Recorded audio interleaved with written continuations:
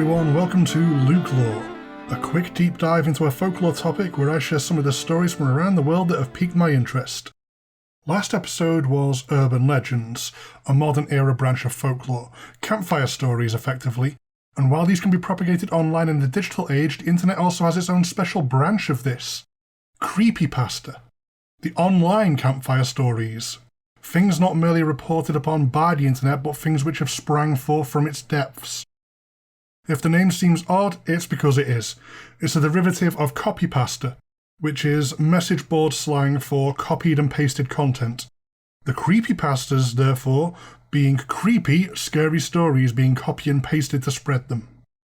There's a lot of overlap with urban legends, those themselves able to spread via copy and paste posts online as well, but typically when someone refers to something as a creepypasta, they mean something that's been made specifically by and for the internet. This in no way invalidates them, it's just a modern medium for a type of story we brought with us from the origin of language in prehistory. Plus, some of them are a lot of fun. The internet's most famous bogeyman. If I was to say Slenderman, I doubt anyone would need much elaboration. This is a creature which escaped from the Something Awful forums out into the rest of the internet, and from there to the wider world. They are an incredible phenomenon that we got to see unfold in a relatively short space of time. From a fun story, to a fearsome presence, to a real-world atrocity, to terrible Hollywood attempts to cash in which finally killed the rising interest. Turns out Slenderman's weakness was underwhelming film adaptations. The broader strokes seem to be what stood out here. Slenderman is tall and faceless, appearing to wear a suit but having strange tentacles and arms that can stretch out. They prey upon children and can warp your mind if you look into them too closely. An interesting cosmic horror spin on an otherwise standard bogeyman. What I find extra fascinating here is that the creator had no intention of trying to pretend Slenderman was real, and basically everything about this bizarre entity grew organically from inference and the retelling of the story. Slenderman first came into being in a Photoshop thread in the Something Awful forums called Create Paranormal Images. The challenge being exactly what it says, create some paranormal images. User Victor Surge made 2 submissions to the thread, both photos of children playing, and in the background, the strange figure of the Slenderman looms menacingly. They're really subtle and pretty fantastic for it, although this was probably the last time subtle could be applied to Slenderman. The 2 images came with the following captions. We didn't want to go. We didn't want to kill them. But its persistent silence and outstretched arms horrified and comforted us at the same time. 1983. Photographer unknown. Presumed dead. One of 2 recovered photographs from the Sterling City Library blaze. Notable for being taken the day which 14 children vanished, and for what is referred to as the Slender Man. Deformities cited as film defects by officials. Fire at library occurred 1 week later. Actual photograph confiscated as evidence. 1986. Photographer Mary Thomas. Missing since June 13th, 1986. From there, the images got spread without context, an iconic image copypasta moment. Someone sees it, likes it, then spreads it. Slenderman became a mimetic monster in motion and begins to grow in the telling. Slenderman is no longer an ambiguous background presence. Anyone can be abducted, even you.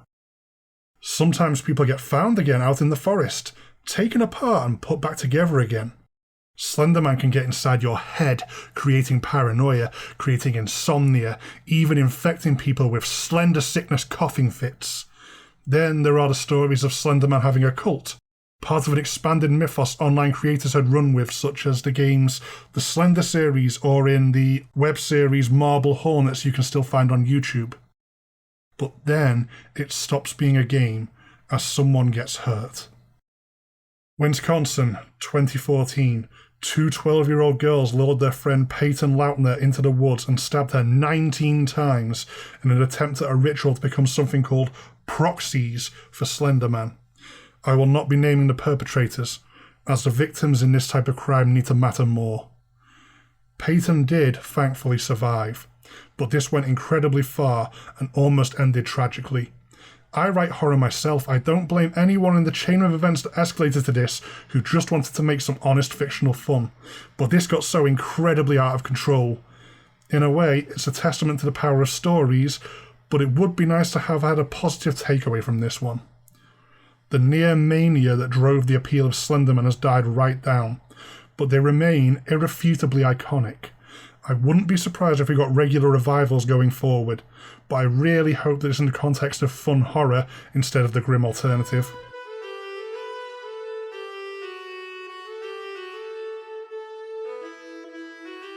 Possessed video games. Perhaps unsurprisingly, folklore stories reflecting people and interests of their time, there are a lot of video game-based creepypastas. No small amount of normal game ones as well. Retelling these just as a podcast can be a little difficult, given how these stories can be told. Some are in long-form blog formats that include visuals, such as modified screens of games, and even full customized gameplay videos. The NES Godzilla creepypasta is a good, if pretty damn long, example of this. Sometimes the story is told as a game as well, which is where you get something like Sonic EXE, which you can download and play.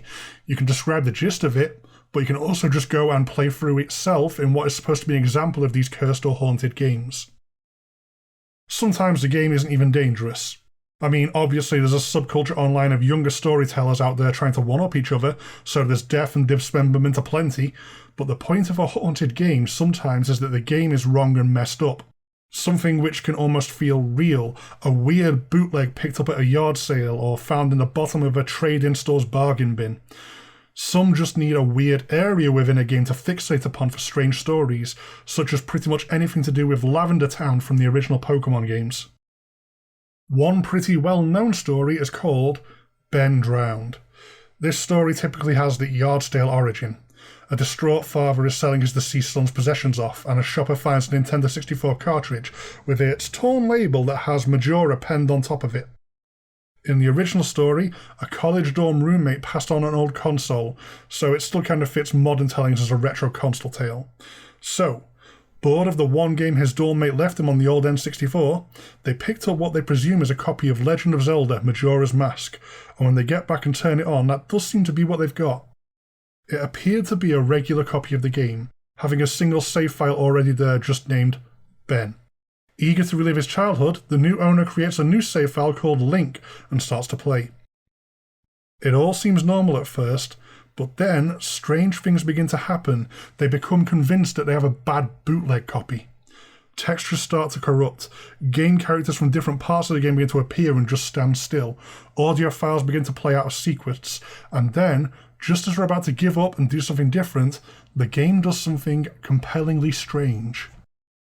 It puts the player into a warped version of the main town area. Everything seems different to how it should be, a deliberate recreation more than a corruption, and despite everything seeming so creepy, this catches their curiosity, so they begin to explore. The more they play through, the more afraid they begin to get, and the strange statue begins to keep appearing as he runs through the corrupted game area. For whatever reason, it doesn't occur to him to just turn the game off. He keeps going in a panic with the corrupted game playing screams at him until their character dies in the game. From there, the statue from the game begins to haunt the dreams of the person recounting this tale, and an overwhelming compulsion across multiple nights to pursue the strangeness within the game for an answer consumed them. They kept updating stranger and stranger things to the online forum, including videos taken from the cursed game itself, allegedly. Everything pointing to a simple, alarming truth. Ben drowned, and is now somehow haunting this old game cartridge. Unlike a lot of creepypasta that just escapes into the wild, Ben Drowned has a fully attributed creator in Alex Hall, also known by the online handle JadUsable. There's a pretty expanded upon Ben Drowned story they have made out there to go look into, I only giving it a bare bones version here. The true JadUsable Ben Drowned doesn't work for me as a this is a true story attempt, but it's an entertaining read if you have some time to spare, which includes these custom-made videos using game assets to help sell the story as authentic.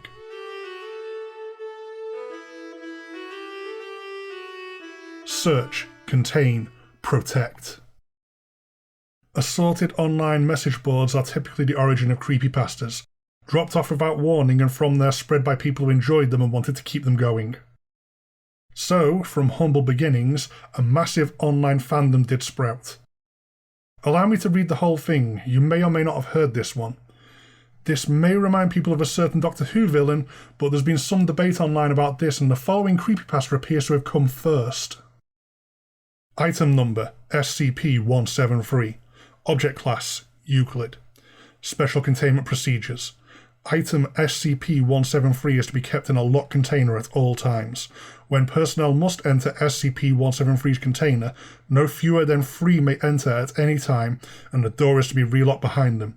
At all times, 2 persons must maintain direct eye contact with SCP-173 until all personnel have vacated and relocked the container. Description: Moved to Site-19, 1993. Origin is as of yet unknown.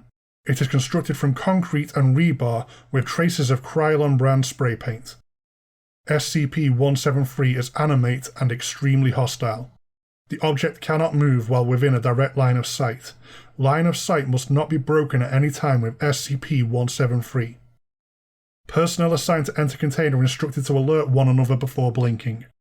Object is reported to attack by snapping the neck at the base of the skull or by strangulation. In the event of an attack, personnel are to observe Class 4 hazardous object containment procedures. Personnel report sounds of scraping stone originating from within the container when no one is present inside. This is considered normal, and any change in this behaviour should be reported to the acting HMCL supervisor on duty. The reddish-brown substance on the floor is a combination of feces and blood. Origin of these materials is unknown. The enclosure must be cleaned on a bi-weekly basis. This was the first SCP, a SCP being secure containment procedures for some sort of paranormal object, each with an object class reflecting how hard it is to keep hidden from the public. Safe class objects can be dangerous, even potentially world-ending, but are safely and securely locked away. Euclid objects are difficult to keep locked up and have a significant chance of breaching containment if the Foundation isn't careful. Keter is the most fearsome, and then generally more fun, classification, since they're at constant risk of escaping into the regular world at any moment to cause supernatural chaos. While this all may have begun as a standalone creepypasta with an arbitrary number, the SCP Foundation is its own huge fandom now. Their website, scp-wiki.net, is a massive community project with thousands of entries expanding from the SCP file-style entries to an impressively extensive collection of short stories. The collective whole being a great example of cosmic horror on a large scale. It's one hell of a rabbit hole to fall down, especially at the size it has expanded to. I quite like 2 YouTube channels which perform SCP files, The Volgan and The Exploring series. Should you embark on an extended SCP adventure of any form, I take no responsibility for the creeping paranoia that reality is fragile and humanity can be extinguished like a candle being blown out at any moment. After all, if this really is a top-secret global society keeping fates worse than death locked up in bunkers, why would they be so easy to find online? Unless they're hiding in plain sight, gradually training up regular members of the public ahead of recruitment drives. Expressly not a gardening tool. The Rake is a pretty neat, if vicious, creepypasta that popped up around 2003 and continues to make occasional appearances. Originally disseminated as fake journal entries such as historical logs and witness reports, further backed up by weird photographs and fan art. I'll share a disturbing extract now since it manages to capture the dark appeal and disturbing nature of this one. From a Witness, 2006. 3 years ago, I had just returned from a trip from Niagara Falls with my family for the 4th of July. We were all very exhausted after a long day of driving, so my husband and I put the kids right to bed and called it a night. At about 4 a.m, I woke up thinking my husband had gotten up to use the restroom. I used a moment to steal back the sheets only to wake him up in the process. I apologised and told him I thought he got out of bed. When he turned to face me, he gasped and pulled his feet up from the end of the bed so quickly his knee almost knocked me out of the bed. He then grabbed me and said nothing. After adjusting to the dark for half a second, I was able to see what caused the strange reaction. At the foot of the bed, sitting and facing away from us, there was what appeared to be a naked man or a large hairless dog of some sort. Its body position was disturbing and unnatural, as if it had been hit by a car or something. For some reason, I was not instantly frightened by it, but more concerned as to its condition. At this point, I was somewhat under the assumption we were supposed to help him. My husband was peering over his arm and knee, tucked into the fetal position, occasionally glancing at me before returning to the creature. In a flurry of motion, the creature scrambled around the side of the bed and then crawled quickly in a flailing sort of motion right along the bed until it was less than a foot from my husband's face. The creature was completely silent for about 30 seconds, or probably closer to 5, it just seemed like a while, just looking at my husband. The creature then placed its hand on his knee and ran into the hallway, leading to the kids' rooms. I screamed and ran for the light switch, planning to stop him before he hurt my children. When I got to the hallway, the light from the bedroom was enough to see it crouching and hunched over about 20 feet away. He turned and looked directly at me, covered in blood. I flipped the switch on the wall and saw my daughter Clara. The creature ran down the stairs while my husband and I rushed to help our daughter. She was very badly injured and spoke only once more in her short life. She said, "He is the Rake." The Rake is a bit of a stereotypical bogeyman, really, but it is distinctive enough in appearance to stand out with giant claws and a lot of depictions to make it the Rake, as in, like, it rakes things? It's a pale grey humanoid with long claws it isn't shy about using. Within its own little mythos, they mostly lurk in rural New York State with some sightings in Idaho, and that detail makes it very easy for the Rake to leap out of the internet and into campfire stories in the real world. Yet there's an extra layer here. The Rake may have a basis in older stories, being a type of fleshgate. Maybe simply an adaptation of the story, or else just worryingly unrelated synchronicity. As is usual for this show, I've bitten off more than I can chew here, and before I needed to record, I have yet to narrow down if fleshgates are based in native folklore, if they're a modern era cryptid, or if they're a more recent creepypasta creation themselves. I'll have to dig deeper and be looking to tackle fleshgates as their own thing. The Fleshgate Cliff Notes, though, is that they are mimics that copy voices to lure away victims. In some stories, they can also mimic appearances. And their true form is supposed to be a tall, skinny, grey-skinned figure with no hair and long claws. There are some suggestions they relate to skinwalkers, but my gut says that's some cultural misappropriation to try and sell the story. I shall be back to this one as a topic. A fresh new creepypasta in the wild. I did catch this one as videos popped up about a year or so ago, and I just kind of shrugged it off as a novelty. Then, as recently as last week, I would see it come up in discussion with similar comments. My kids loved that one.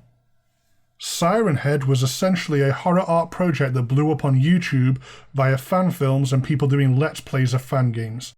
It was simple and very effective. A tall creature striding in the distance that has an inexplicable mix of flesh and machine, with a siren for a head that makes an eerie noise. And that was all it needed to go viral. Strong concept, light on details, everyone got to have a collective freak out over it. Kids especially. Probably as this wasn't a whole story, this was a story prompt that your imagination filled the gaps in for and expanded upon. And if it's one thing kids have in spades, it's imagination. I don't quite think we have a new Slenderman on our hands here, but it follows the Slenderman pattern. Very creepy, very striking, and very little information provided at the source. It spread virally as people shared and discussed it, with the key loss of fictional context in the spread leading to the occasional freakout that Sirenhead may be real. It also led to a brief creepypasta argument online, as denizens of the internet began arguing over whether or not Sirenhead was a new SCP.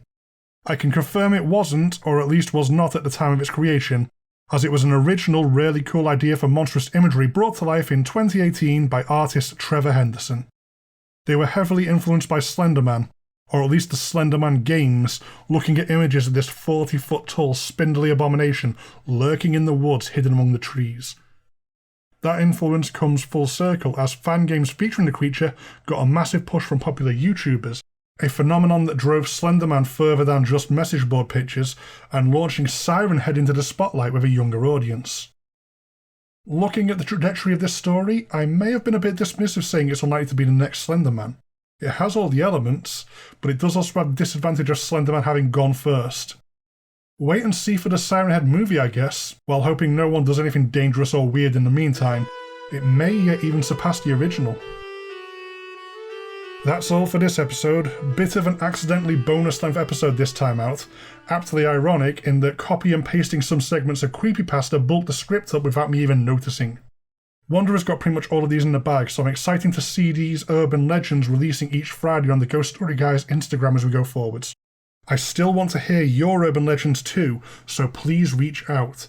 If I can get 4 or 5 substantial stories, I'll circle right back around to the topic, and we may even extend the Urban Legends art series if we can impress Wanda together.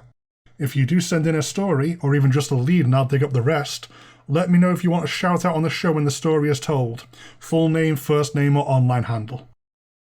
If you do want to contact me, there's the show's dedicated email, LukeLoreGSG@gmail.com, and the general show email, ghoststoryguys@gmail.com. Both myself and the main show are really easy to find on Facebook and Twitter if you want to make day-to-day contact, as well as a very active Instagram account a lot of the community gets involved with, that being where you can find Wanda's art on a Friday as well. If you want to support the show directly, definitely check out our Patreon at patreon.com/ghoststoryguys. It'll give you access to all sorts of GSG goodies at different tiers, my incentive being that LukeLore episodes go out to patrons a bit early. As ever though, the absolute best thing anyone can do to support the show is to give it a listen. Share this around if you think you may know someone who may be interested, leave a review if you get the chance to help signal boost me, and most of all, I simply hope you enjoy what I'm doing here. Goodbye for now.